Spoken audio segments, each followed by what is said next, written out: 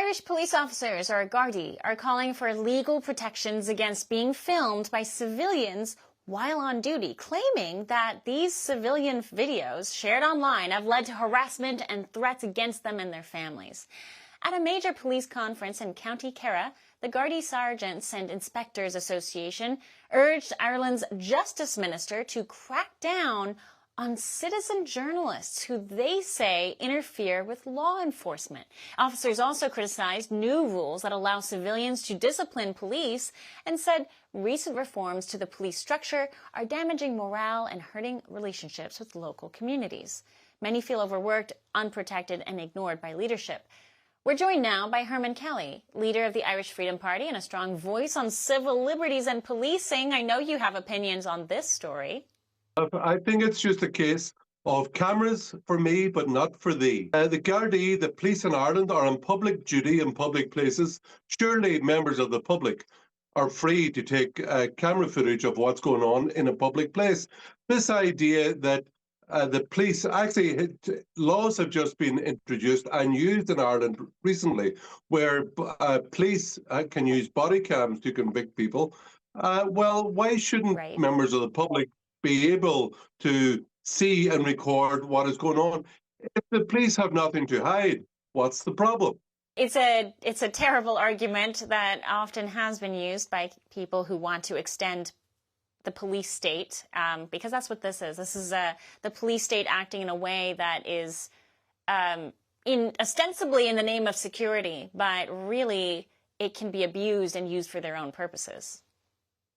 What has been going on in Europe for a number of years now is that, as you say, state authoritarianism, the increasing power of the state given to the police. We can see it recently in attempts to cut down free speech, the restrictions of speech that they don't like. Of course, what they call in Europe hate speech is speech that the government hates.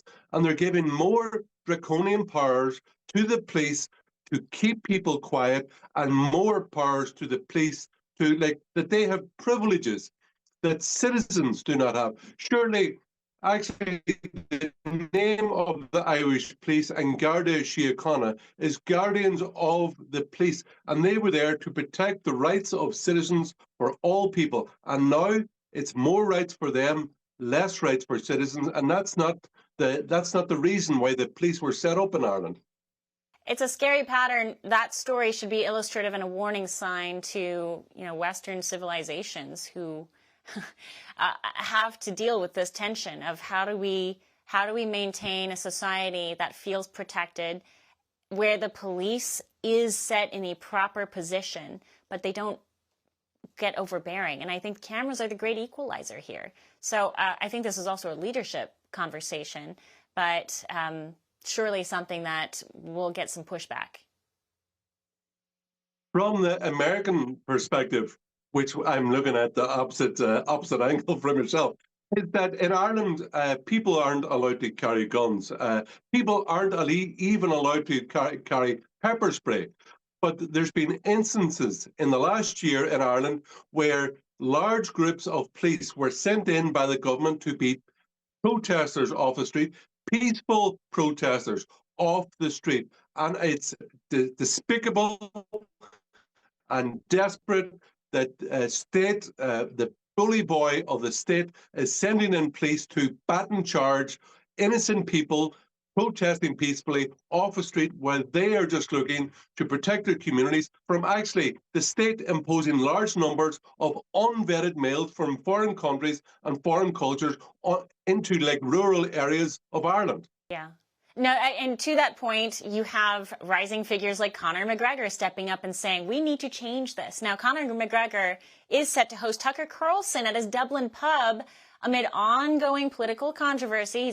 He's aiming to run for the PM position, right? And he's responding to recent decisions not to charge him over remarks linked to the 2023 Dublin riots. I'm going to play a clip of this interview. Listen. You have 4 county councils which are controlled by the government parties, or you have to get 20 nominations of the Oireachtas, which are all mostly party affiliates. So you can't just run for president? You can't just run for president. So how is it a democracy? We are not a democratic country, and they'll have to answer to their constituents at some stage. There will be accountability. Are you going to do it anyway? You're maybe the most famous living Irishman, and you're saying things that the overwhelming majority of your politicians will not say. What do you think they're going to do to you if you keep talking this way? Attempt to tarnish as they are and move forward under God. And my nation can see. You're really not afraid at all? Not an iota. That is one of my issues here in Ireland and the people of Ireland, the overspending that's going on. This is our public wealth being administered into private hands, enriching people to bring in this influx of illegal mass migration that is changing the fabric of my country.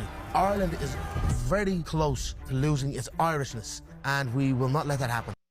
I said earlier he was running for PM. I was mistaken. He's running for Ireland's presidency. Your thoughts on this? It would be great if he got in. As I said, there's a political stitch-up in Ireland where basically to become a candidate, you need approval of either the Parliament or all councillors in 4 different councils. It will be extremely difficult for Conor McGregor to get a nomination, but it's fantastic that he is already on the global stage raising his voice to bring up the issues of loss of civil liberties for the Irish people and the impact of mass unrestricted and reckless immigration into Ireland over the last number of years. Would you believe in the last 30 years the Irish population the population in Ireland has gone up by 42%, which is over 1.5 million people. And we do recently there's been a large surge of increase in violence on our streets, and people are feeling the impact, not only in security, but also on the issue of housing, because as a large number of people have come in, demand for housing and apartments goes up, prices go up, and many young people can't find a house to buy or even an apartment to rent. And what's happening to Irish people? They're emigrating to Canada and Australia and the United States. Right. We would like them to stay here in Ireland. Armin Kelly, these are incredible issues you're raising, and it'll be interesting to see how far he goes. He certainly has a lot of popular support. Let's see how that translates on the political side. A pleasure. Thank you very much. My pleasure.